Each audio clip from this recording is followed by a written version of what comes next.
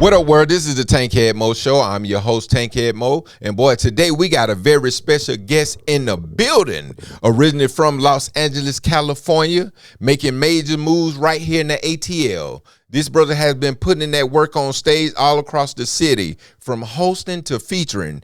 He's been bringing laugh everywhere he go. You've seen him rocking the stages at Uptown Comedy Corner and entertaining crowds at the Sweet Auburn Music Fest.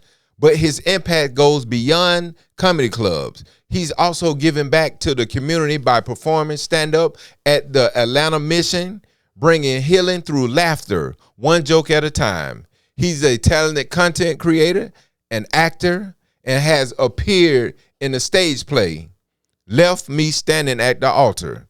Ladies and gentlemen, it's time to show some love. Stop whatever you're doing right now and make some noise and welcome the one, the only, the very funny stand-up comedian, Calibo.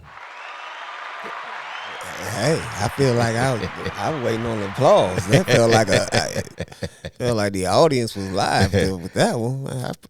Man, I appreciate you. Yes, sir. Yes, sir. Blessing to be here, fellas. How y'all doing? Oh, good, man. Welcome to the Tankhead Moe Show, man. For those who don't know you, who is Calibo beyond the microphone? You know. Man, he's a very funny dude. Complicated guy too. Kind of. How they used to say about Shaft? Huh? Ain't they used to say about Shaft? He's a complicated man. Yeah. Nah, I mean, there's layers of him. I mean, he's a human just like the rest of us. We have our lives outside of comedy. Right. Calibo is like, he's a character, honestly. Right. To be real, he's a character because with comedy, you got your real life and then you have light. And you got to be able to turn them both off. That's and, right. One thing about me that I don't think people really know is that I'm outside of comedy. Right. I'm a shy person. Right. I don't really like crowds, but you just when your name is called to get on stage, what can you do? You can't turn around and be like, "No, I ain't ready." Right. You got to go. So, but yeah, outside of comedy, man, I'm a different person. Like anybody tell you, I'm simple. Mm-hmm. I'm on the couch. I'm been watching the shows. If it's a Sunday and I ain't doing that, it ain't got to be a Sunday. It can just be nice outside. I'm gonna get on the grill. That's right. I'm at that age now where I be at home thinking of stuff to cook, of recipes and stuff. I seen a burger on Instagram that I want to make because it just looked good the way they made it. But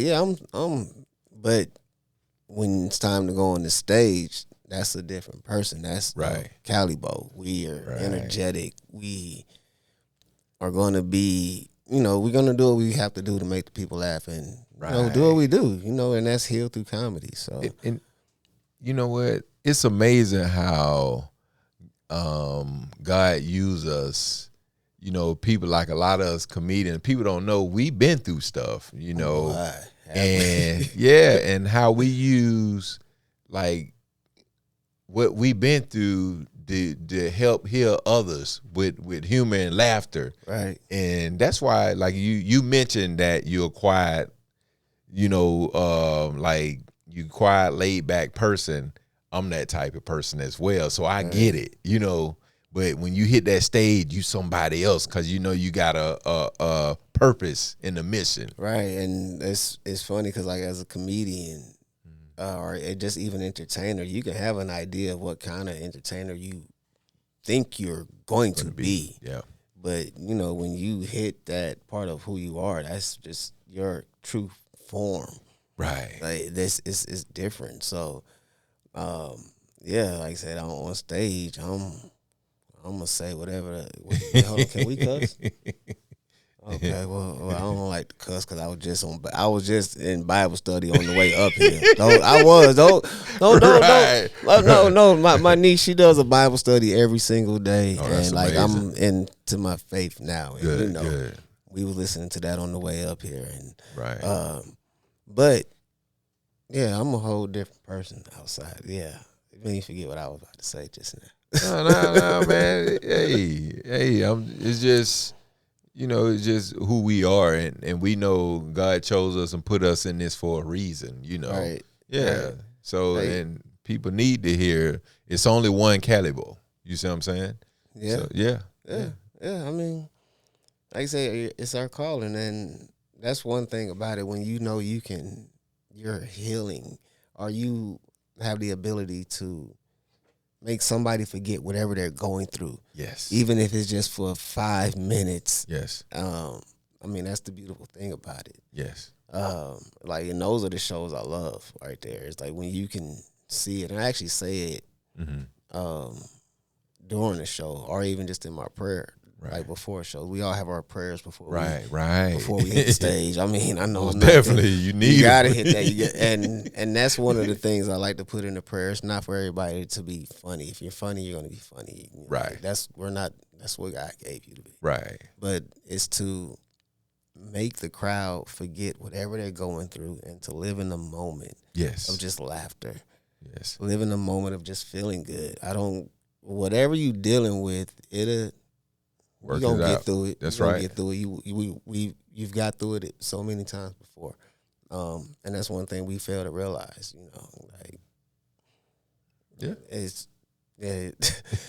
It's we about to start testifying. Yeah, hey man, God will do it to you now. He'll do it. He will. He because will. we wouldn't be sitting right here right now if we didn't. Yeah, what you saying? We use for a purpose, a reason, and a purpose, man.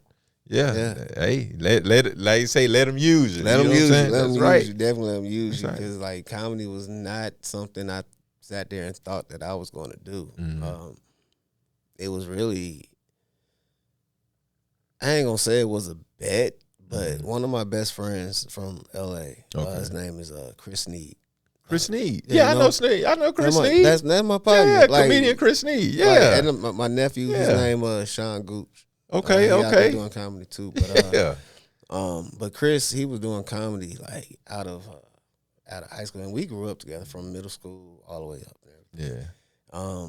Shot is special too. Yeah. Shout out to Chris Sneed. Yeah, hilarious. Yeah. Yeah, clean comedy. I met him at the Miracle Theater when I was out there. Yeah. Shout out to Chris Sneed, man. But he did a show out here, right? And it was the first time I got to see him perform. And he was like, I think you should go next. All right, what he didn't know is I was already kind of in the mix because one of my other good friend out here was a radio personality who hosts at, it was Taboo actually. Okay, Taboo. Yeah, I remember Taboo. He hosts Taboo. So I'm already kind of in the mix, but I'm just in the mix as like, this is my friend and this is just why I'm here, whatever. Right. So, quick story, I thought about it. Something I thought about saying, I ain't gonna do it today, but I think about it. If you think I'm funny, I think about it. So he planted the seed, and I Googled classes because I was like, let me do some research. Let me not go out there and be stupid. Like, right. And I Googled this dude named Jeff Justice. Jeff Justice. Punchline. Yeah. And I called him. He said, all right, my class is this, but I need you. It's full. I need you to call back in January. Now, when I hung up the phone, you already know what that was. I ain't calling you back. This is a wrap, bro. Like, next time I talk to anybody else, hey, man, I'm still thinking about it. Right. That was going to be my story. But he called me back in like maybe 15 minutes, maybe. Jeff Justice, he called me back and was like, can you be in class today? Oh, wow. I was like, yeah, but you said the class was full. What happened? He said, and this is no lie. He said, my wife heard your voice over the speakerphone, and she said I should take you. Wow. I said, for real? I said, well, first of all, I don't know your wife. Like, let's just put that out there. I don't know your wife. He was just like, no. She heard your voice, and she thinks that I should take you. So I'm going to add you. And from there, it was fun. It was something I knew that I liked, and I knew I liked it when I bombed. Right. I know the feeling. Oh, that was hard. horrible. Starting out, yeah. Like, that bombing was horrible. Wait, hold on. Was that a segment we were going to go into, or did I jump to go? No, you all right. Nah, like, because my first performance was at the Punchline. Mm-hmm. And, Punchline and Uptown Comedy Corner, 2 different places. Right. Very different. My jokes for Punchline was for the Punchline. It's for the Punchline. And I got the standing ovation for the punch that you would get from telling those Punchline jokes. Right.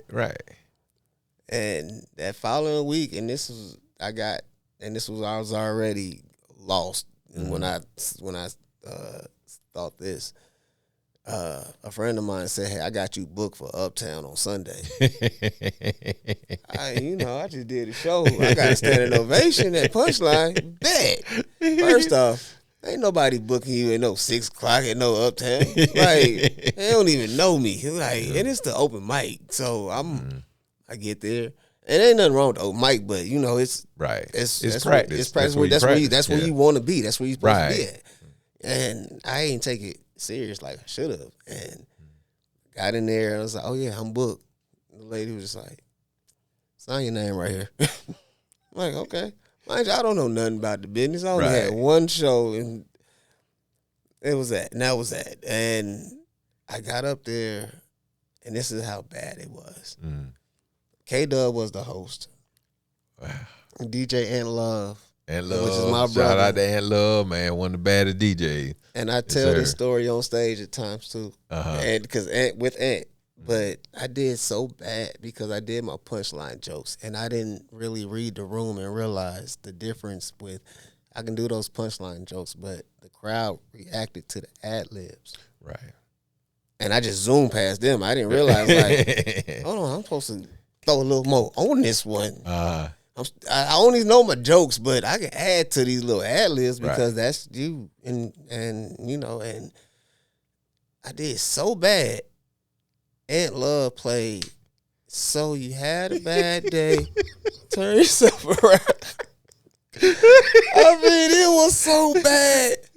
I made another rule that you're not supposed to do. I shook K-Dub hand long when I was walking up the stage asking him, "How did I do?" The nigga was like, "I can't tell you. I'm supposed to be hosting the show." I'm like, "Oh, okay." I walk off, and mind you, Ty, you supposed to give him like 7-8 minutes. I just went up there and gave him 4.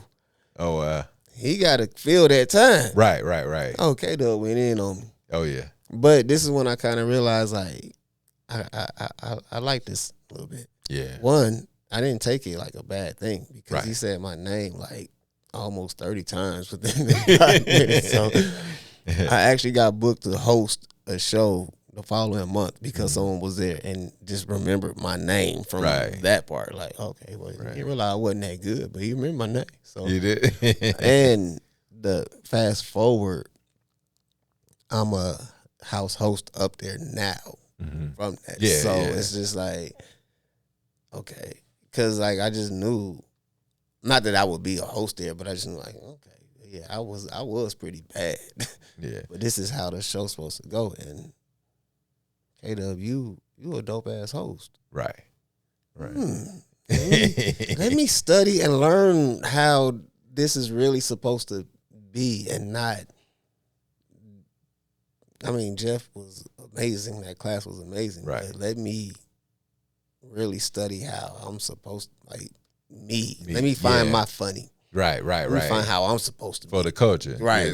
Yeah. And not just for me, just my culture. Right. I ain't up there like, that ain't me now. But I pretty similar. I started, I've been wanting to be a comedian since I was a kid. Right. But I had some things going on in life that before I can get to comedy, I started at Atlanta Comedy Theater. Okay. Through Josh Harris. And he was teaching classes. And he told me, like, nah, it's time for you to get out and go. But you got to meet K-Dub. I still haven't met K-Dub personally to this day, but he's one of the names that I was always told, hey, you gotta do K-Dub, like people from out of town. K-Dub, he one of the best hosts. He gonna get in your ass, you know. And that's one brother that I would say I would like to meet, you know, K-Dub. And he's very funny. Yeah. You know, he's hilarious. I did see him at the Helium, but I didn't walk up and introduce myself because I don't like to like just be like, hey, I'm gonna tell this. That's not me, you know, but I got much respect for what he do for the craft, you know, the art of stand up. Yeah. Yeah. So I get it, man. Yeah, that was and like I said, it's still today. It's funny because like we know each other, we talk, that's cool, that's my partner. Mm-hmm. But he don't remember that part. He was just like, I really talked about you? Yes. And remember the song. How you don't remember that? Like that is what kind of fuel it did fuel that fire. Be like, all right, this ain't the last time. This y'all, and this was when it was on Marietta Street. Right. Like, yeah, y'all right. I'm a yeah, downtown. Last time y'all gonna see me again though, but like but like I said, I liked it though. It was they didn't play in that room. No, they did not. Yeah, they didn't. I wasn't in coming to then. I used to go up there, but I wasn't in coming. I was in the audience. So I know what you're talking about. Yeah, downtown, that corner. Yeah. I remember one dude in the stand was just like this the whole time. Like, and I'm looking, make eye contact, just like, no, nothing's working. Okay, on to the next joke. Like, and like it was rough, but you learn, like, and when you starting out as a comedian, that's when you learn. Right. You learn what's funny. You learn one of the number one rule. Ain't your last show. Your last show. That's right. Show. That's right. It's practice. That's right. Okay, that didn't work. Let me try it again this way. Like, I actually believe like every comedian is funny. Everything you say is funny. You just got to find your way of saying it. Yes. That's it. Yes. Like everybody talks about the same stuff. It's just in difference in how you talk about it. That's right. Nothing new under the sun. Right. So, yeah, that's all it is. If you just find it, and when you find it, you just do you, and I would like to say you play the game your way. Right. Play it your way. And it's only one you. Whoever comedian you are, like I say, it's only one Calibo. It's only one Tankhead Moe. It's only one whoever that person is. And like you said, once you find your breathing and get your timing down and stuff like that, it's like you take over this warm sensation. Right. Yeah. So I think another thing that comedians need to do when they get in, you gotta find out not just you're funny, but what you're going to be in this game. Right. Like, and you gotta be real with yourself, and you gotta know your strengths. And before, like, don't get me wrong, I can hold my own on stand up. I can hold my own with anybody on stage. But kind of one of the best hosts in the ATL. That's what's up, man. When it comes to hosting. Right. Because I realized, like, that's my craft right there. Right. But once you learn in the comedy game where you belong at, and it's even like some of the internet comedians, no disrespect to them, but that's your lane. Right. Where you decide you're going to be in this comedy game is the internet. Comics. They're comics. They're you're right. Well, comics. But they're comics. But they're still bringing laughter. Right. Like under the global thing. So I'm now, don't get me wrong. Some of them have come to the stage and held their own. Yeah. Some. Yeah. The ones that are stand-up comedians that do. Yeah. Well, what's the guy name? Mojo? Yeah, but Mojo is a stand-up comedian. He started out as a stand-up? Yeah. Well, he been doing stand-up for a minute, though. So but he's a stand-up comedian that does. Yeah. I thought it was the other way around. Nah. Okay, never mind. Yeah. Never mind. Nah, Mojo is a stand-up comedian. Some of them cats started off the other thing first, so I think Okay. Well, I take that. Well, my bad then. I mean, I'm just saying. Yeah. But going back to that, the only thing I don't like about when we was talking about the Instagram comment, everybody basing everything off the money. Since I'm making money, I can sell out shows, but you haven't learned the art of stand-up. And it's almost like you disrespecting the art of stand-up, you know, in a way, because everybody's so caught up in the money and not knowing what we go through, just learning the art from writing, trying to critique jokes and stuff, and just worrying about how we gonna present it to people to make them feel a certain way. We be depressed sometimes, you know, talking to ourselves, you know. That's one thing about it right there. That's right. The one thing about comedians is that, and we know this, and I think this is what sets us apart from the comics, is that we can have a whole set prepared, right? 10 minutes, 15 minutes, 30 minutes. You can have a whole set prepared. You know it works. It's there. But within the first 30 seconds, you done realized, or you done hit a funny bone, or it's numerous things that can happen. Right. But you can just, all that's out the door. Right. You may come back to some of them jokes. You may come back to all of them jokes. But how you pictured this show was going to start, 9 times out of 10, it does not start that way. And I think that's the difference from the comics and the comedians. Right. Because when that happens, we can't say, and it's no disrespect to y'all. Y'all see this. We can't say cut. You definitely can't say cut. Let's redo this. We can't say that. We have to, improv. Improv and go. See something funny happening in the crowd that you can rock with. Right. Cool. That might, out of them whole 15, 30 minutes that you was about to do, right, you might have 5 minutes right there. Right. So, yeah, you might think you're going to go back to your opening joke or something like that. Nah, you might not be able to do that. So, like, and like, comedians, they learn that over time. Right. Because of constantly hitting the stages. And learning to adapt to the rooms. Like say, read the room. Right. Right. And, you know, like I said, and no offense again, because, you know, it's a war. Yeah. And we can't say stop. Right. And when you say read the room, that's something I had to learn, because I ain't know how to read the room. I used to just go, like, I'm going to do, like you said, I'm just going to do my jokes, and that's going to be it. And then you hit them with a joke, you be like, this the wrong crowd. Man, yeah. What you saying? I done told some. I done sat there and did the thrust in front of my homeboy mom and all her church friends because he said that the crowd could cuss, but didn't tell me it was church. Do you want to know a song I came out to that day? Tupac's Hit 'Em Up. In front of the church crowd? In front of the church crowd. Oh, my God. Do you know how bad that is? Like, right. Like, talking about read the room. I didn't even get a chance to read the room. I was done with. Nah. Before reading the room. And all I remember, he just said, nah, Calibo, you do your thing. You do your thing. Got set up. Okay, man. Have you seen my thing? Like, back then, I only had one thing. And that was it. That's what you was getting. All right. That one thing is what you was getting. I'm not the person now. I can.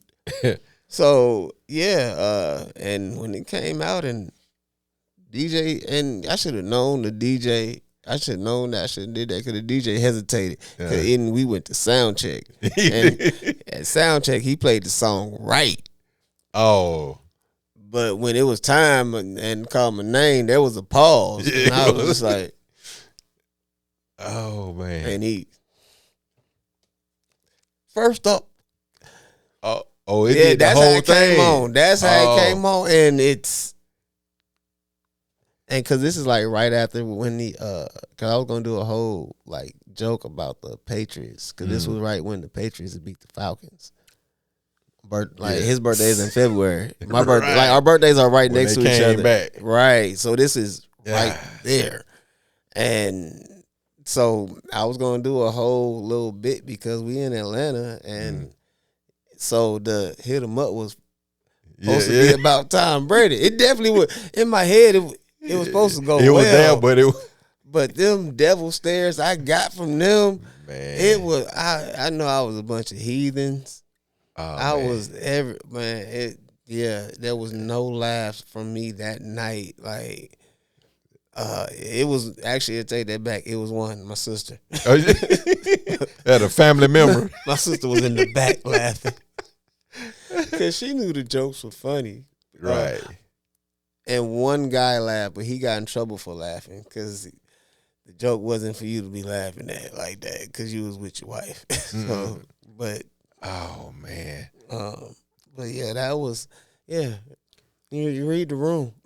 But you just created something though, because now that's a joke all in itself. Now you just come out and do it and pull a vibe out. Hey,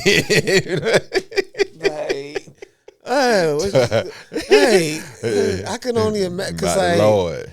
I'm like I said, it's a different me now than who I was then. And back then, I'd have been the crowd, But today, I feel like if that happened, I'd have been like them old ladies, like, what? Do you not see me? Right.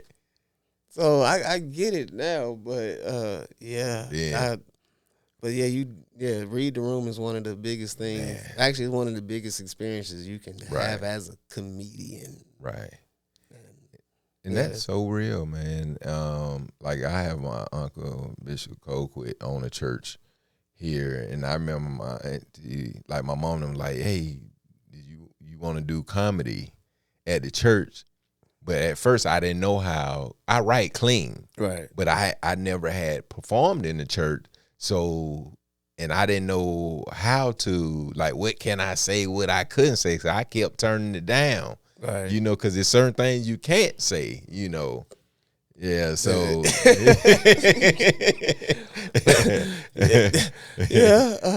but one thing about comedy though is that you can always ask them. Right. Hey, can I say this? Right. Either you gonna say yes or no, and depending on how you say no, depends if I'm still gonna say it or not. Correct. Like, if you say no with a little bit of giggle, we going. You say no with a stern face, just. All right, let's flip something else because but you gotta be able to be versatile. You gotta be versatile. But as a comedian, you gotta love them things though too. Right. We've actually still today we experience some things like that. We just me and a friend of mine, Reggie Reed. I think you Reggie Reed. I know Reggie. I forgot. Patrick Seals, he was there that night. I know Patrick Seals. And it was one of the little Sunday rooms, I think Global Cuisine we were doing. And we were doing a whole mic. Normally the shows is you say what you want. Right. But right before the show, it was Tuesday. My fault, it was Tuesday.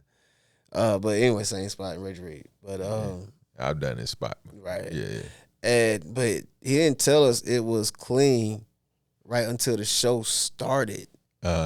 Like Reggie let you know. But Reggie didn't know. Oh, they changed up. And he was like, "Hey man, the show clean today. Right. There's some kids in here, man. Fuck them kids." What you mean?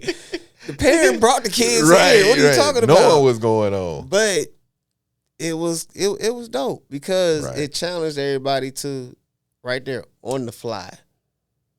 Switch everything up. Let's make it clean. Yeah. And I was able to pull off my signature last joke and make it clean and still got the funny out of it, which was I didn't know I was gonna be able to do it, but I was able to do it that day. See, that's what's up, man.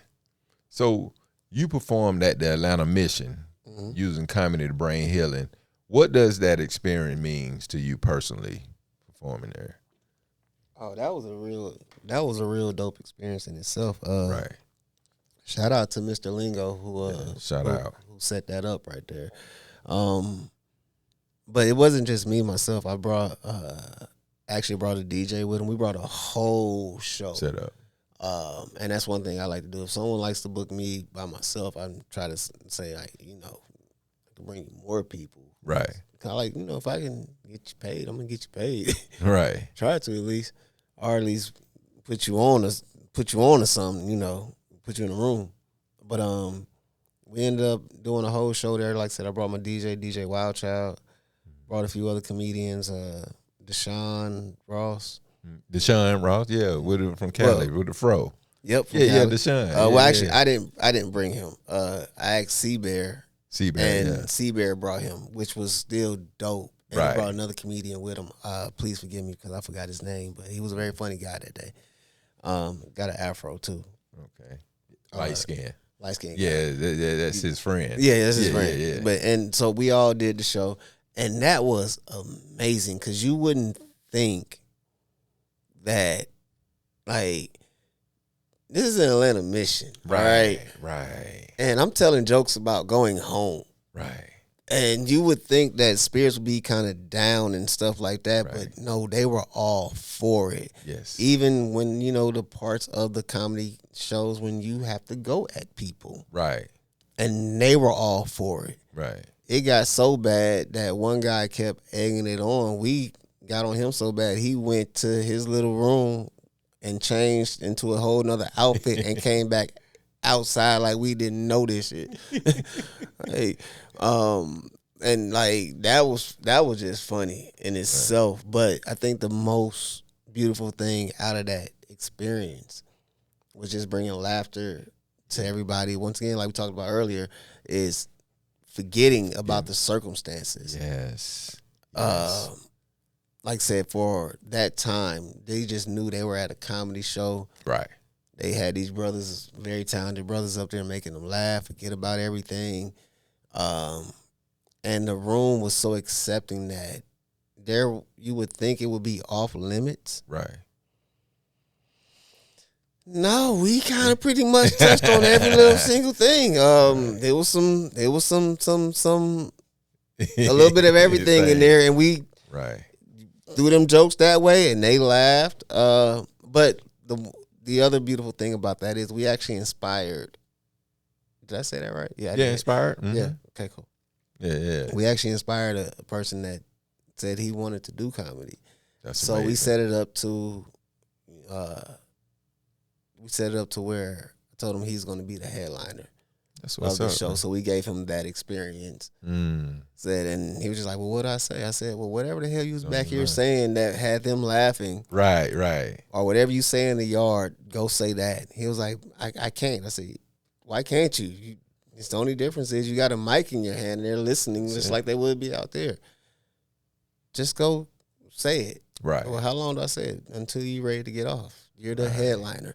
Doesn't mean you have to do time like you seen us do time. We're comedians. Right. Just train. Don't do what we do. Right. If you got one joke, tell your one joke, let them laugh. Right. Get off. If you got something you want to mess with the people and it's funny, do that. When you see me do this light, that means I'm trying to tell you it's over with and get up off the stage. But he went out there and he did his thing. And like I said, that was a beautiful thing. We actually got to go back. They want to do a game night. So if you're available when we do that, let me know, man. Cool. Y'all see the handshake? Yes, sir. Cool. Yes, sir. But yeah, we're going to do a game night there. And like I said, that's like just giving back to the city is it's amazing. When you were able to do that, like, was able to perform for the Grady cancer. Yeah. I did that. Yeah. And that was at the aquarium. That year we did that, and that was amazing. And the funny thing about that is those same people, because I did something for Grady twice. Mm-hmm. One time was in that little room, and we did it at the hospital. It was me, a few other comedians, and we did some improv games. Destiny was there too. We did some shout improv out to Destiny. games. Yep. That's my little sister. Yeah, man. shout out to Destiny, man. I'm gonna have to get out there and see her so I can get her on the show too. You know, got to pull up, man. Yeah. All right. And we did that there. We did that, and it was a dope show. I think Arma, she came. We did that, and they ended up wanting to bring me back to do it at the aquarium. So I brought Destiny back. I brought Shawnee with me, and it was a very dope show there. Right. And those same people there was some of the same people that, because I host a Sweet Auburn Music Festival. Yeah.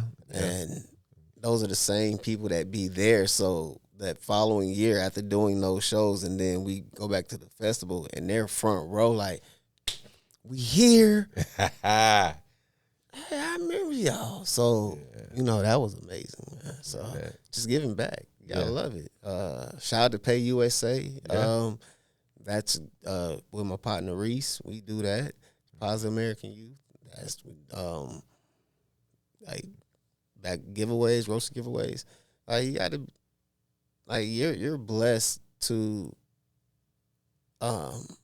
be a person that people recognize. Right. No matter what level it is. Right. So if you can use your influence to give back to the community in any type of way, that's right. I think you're obligated to do it. Like and if you never done it, just do it one time and see how you feel. Yeah, man.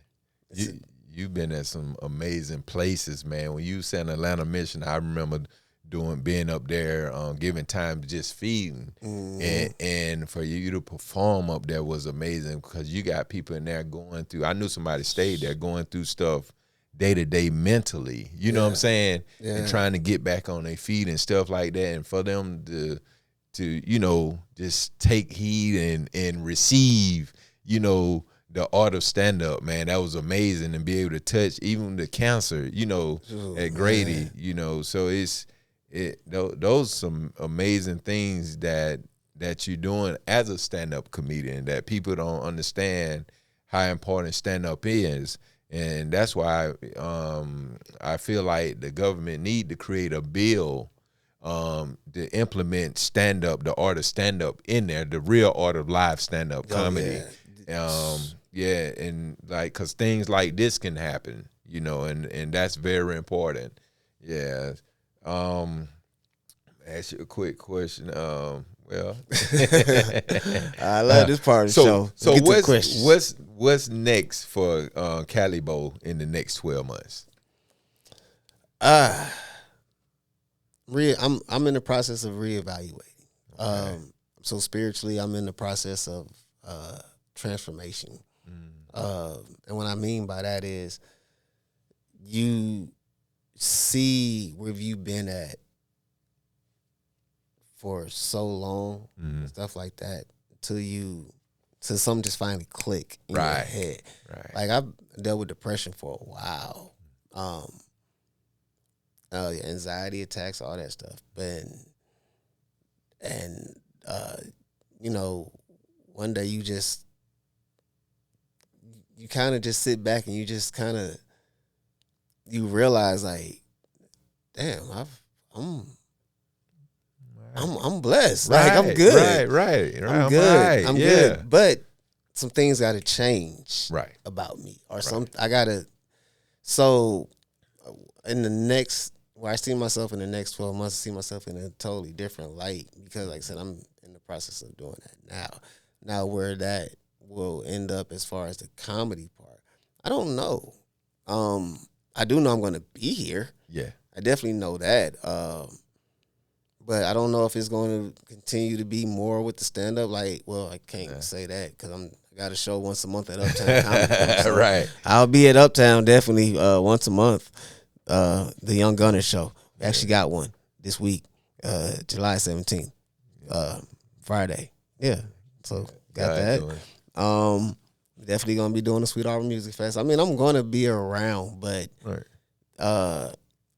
Calibo is, who knows, because he's starting to see a whole lot more that he can be doing. One thing I've always said, and I mean this with all my heart. All my friends in the industry, all of them, I give them so much credit because I see the work that they put in. Right. And I realize that I have not put in nowhere near the work that they have. But I realize, like, damn, I'm been kind of blessed to still be able to be to be in the mix, to rub elbows with them, to be side by side with them. And I admire just, hey, y'all, like I said, y'all are out every night with mics. And like I said, God has just blessed me to, like I said something earlier, play the game your way. God has blessed me to play it my way. Yes, that's right. And still be a name or someone that people recognize when it comes to Atlanta comedy. Right. So it's like, okay, I know I'm supposed to be here. That's right.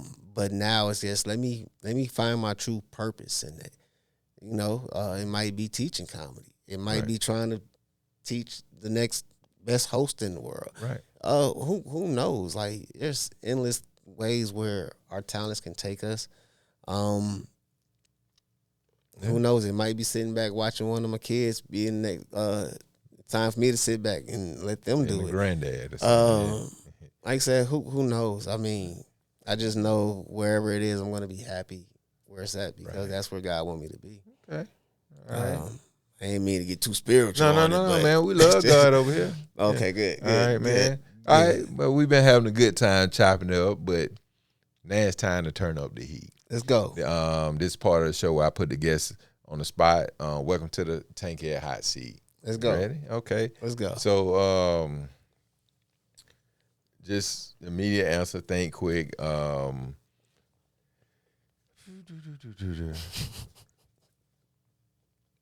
Richard Pryor, Eddie Murphy. Eddie Murphy. Hosting or featuring? Hosting. Crowd work or writing material? Crowd work. Clean comedy or uncensored? Oh. I'm almost uncensored right now. Uncensored. Netflix special or sold out arena tour? Sold out arena tour. Okay. Get in with the people. right. Checks is bigger too. Like, there's something more intimate about that. But yeah. All right. Finish this sentence. Before I leave this earth, I have to make a difference. Make a difference and make an impact. And leave this world better than I left it when I was in it, when I was here. Right. Why should everyone follow Calibo today? First of all, because you don't, so you should follow me. But you should just follow me because I say you never know what's next, and you need to be in tune to what we got going on in the city. Like I said, we got the Sweet Art Music Festival coming up. We got shows coming up at Uptown Comedy Corner. We got shows at Atlanta Mission. If you want to, especially if you're an entertainer, that's one thing I will say about this. If you are an entertainer, as far as any type of art that you do, you definitely want to follow not just me, but any other entertainer as well, because I may have connections that might be the breakthrough for you and vice versa. But, that's one of the main reasons why you should follow me. All right. So, and you follow me, I follow you back, and we network, and, we open the doors for each other. That's one thing we need to do. It's not just black people, white people. We need to do that as just people together. That's right. Let's open doors for each other. That's right. If you could leave the world with one piece of advice, one sentence that people would remember forever, what would it be?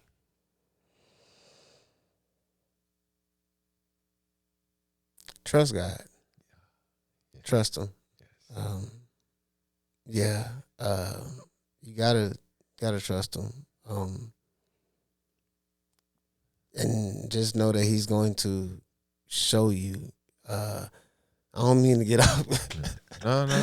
One thing about it is when you trust God and you're able to accept, and like I said, you ain't got to be perfect, but you got to be able to accept and know you're going to walk in it as best as you can. Yes. Walking in the process. Yeah. I love that right there. I love that. When you're walking in the process, you're going to start noticing things. And I testify about this all the time because I struggled with something, and it was like my faith. At one point, it was just really down. Like, it was really down. And I remember sitting in my garage, right? And I just had not a prayer, but I had a talk with God. And it was a talk. I had some whiskey. Right. So it was one of them talks. Right. But I also remember in that talk, it was, just show me. I need some type of sign that you're there. Right. I'm not asking you to fix it right now. I know it may take time. Mm-hmm. I just need a sign because my faith is fading right now. Right. And I don't want it to. I got up. Mine just said I had a little glass of whiskey. I dropped the glass on the garage floor. It did not shatter. It did not break. When I picked the glass up, normally, and this is not it, when you're not walking in the process, right, you're going to look at it as like, oh, it's a strong glass. Strong glass, yep. When I picked the glass up, I was like, I said strong glass, but then it was like, wow. That's my faith. Right. That's my faith need to be as strong as this glass right here because it did not break. Boy, you something serious. I just prayed for a sign for my faith, restore my faith. Right. If I wasn't trying to, like I said, if I was not walking in that faith or even trying to walk in that process or remembering or just constantly, okay, like I said, you're going to go left once, twice, but when you're going to do this. Downs. Yeah, you're going to do this. But when you recognize that you're doing this and you say, oh, hold on, let me catch myself. Yep. It ain't saying got to be a minute or two. You might have a couple hours of you. Oh, yeah. Or even a day. Yeah. You're like, wait, hold on.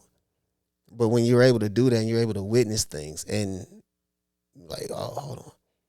And, man, that's why I say trust God. Trust God. That's amazing. That's why I say that. Because from that moment on, I knew he's always had me, but it was restored. It was renewed. Yeah. God is so real. And I wasn't going to talk about this, but this is how real God is. I remember being in Adamville in this apartment, and this person had a gun, and the gun went off toward my head, and I fell back, and I felt the shrapnel hit my face, and they thought I was shot, so they ran out the door. They thought the bullet hit me in the head, but it went through the door. It went toward my head, but I felt that come from having a praying mother, always keeping me covered and stuff like that. So God is so real. Like, I would never be where I'm at today without going through that process. Yeah. But I had to go to everything I went through to get to where I am and where I'm going even after this. Yeah. So man, you said some key stuff, and God got some amazing things that's gonna happen to you in your life. So yeah, man. You got to believe it. And the thing is, one thing that we can't do is we can't ever question his timing. That's right. Because, all right, first off, when you're going to come to him when he's ready. So let's just cut that right there and there, okay? Yeah. You might come to him early, cool. But for a great percentage of us, eventually it's going to happen. It happens when we need him the most, but also when he's always been there, but it's, all right, come on. Right. I'm tired of you trying to do this yourself. Right. You know, and like I said, that doesn't mean you're perfect. I don't want nobody listening to this or seeing this talking about, oh, he's nowhere near perfect. No, I'm nowhere near perfect. One thing my pastor said is, come as I am. That's right. God accepts me for who I am. So yeah, I smoke weed. Yeah, I do. Sorry. But God knows. No judge. No judging. Only God. And you know, you just gotta, like I said, once you are able to do that, it makes dealing with things a little differently. Right. Waking up a little differently.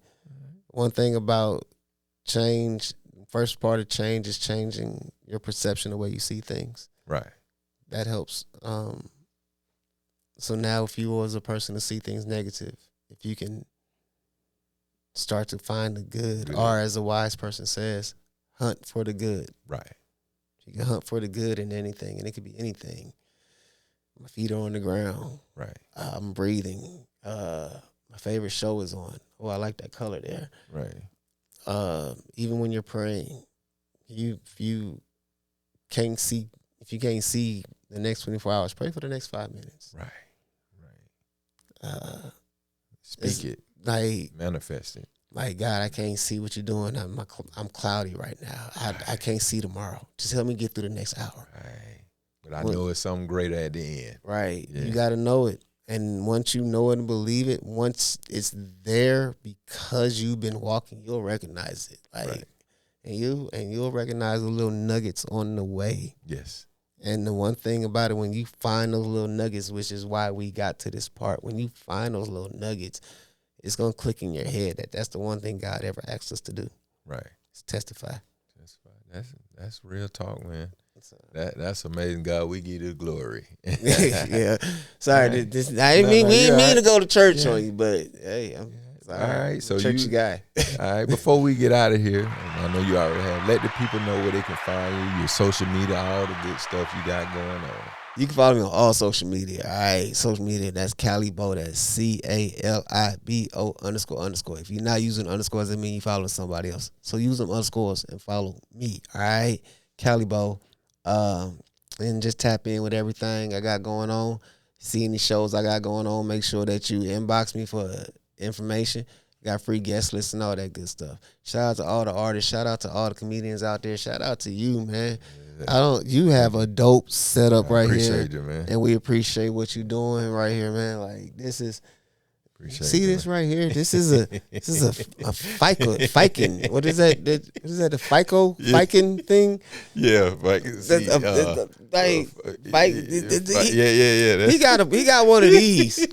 Do you know how important? Like, this is positive energy right here. This is like, like, is that a Subway right there? Yeah. Like, this is art right here. Like, but nah, we appreciate you, man. Hey, man, like, appreciate you, man. Tankhead Moe Show. And he look like he got good credit, don't he? He look like he got good credit. Like, he messed your credit up, but he got good credit. But yeah, I'm rambling right now. I gotta go. Bye. Yeah. but get out and support on Calibo, man. This brother here is hilarious and got a lot going on and much respect. I mean, doing stuff in the community. So, it's always good to support people that's doing stuff that's actually out in the community. And just get out and support live stand-up comedy. But it's about the truth, the jokes, the Tankhead way. Peace. If you like this episode, please comment, like, share, and subscribe.